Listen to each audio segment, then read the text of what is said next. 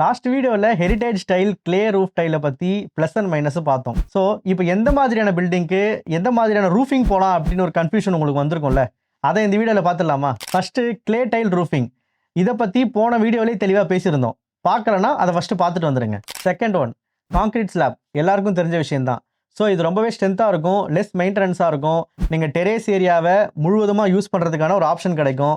ஆனால் என்னன்னு பார்த்தீங்கன்னா கொஞ்சம் ஹீட் அப்சர்வ் பண்ணும். மெட்டல் ரூஃபிங் ஈஸியாகவும் ரொம்ப ஃபாஸ்ட்டாகவும் இன்ஸ்டாலேஷன் பண்ணிடலாம். ஸோ உங்களோட ஸ்ட்ரக்சர் வந்து டெம்பரரி ஸ்ட்ரக்சர், நான் கொஞ்ச நாளைக்கு தான் வச்சிருக்க போகிறேன், நான் அதுக்கப்புறம் மாற்ற போகிறேன்னு நினைக்கிறீங்கன்னா இந்த மாதிரியான ரூஃபிங் வந்து ப்ரிஃபர் பண்ணலாம். ஆனால் இதில் மைனஸ் என்னென்னு பார்த்தீங்கன்னா மழை பெஞ்சா சவுண்டு வர்றது, என்விரான்மெண்டல் சவுண்டு உள்ளே வர்றது, இதெல்லாமே இருக்க தான் செய்யும். ஃபைனலி ஹெரிடேஜ் ஸ்டைல் லுக்கோட உங்களுக்கு வீடு கூலாக இருக்கணும்னு நினச்சிங்கன்னா கிளே ரூஃபிங் போயிடலாம்.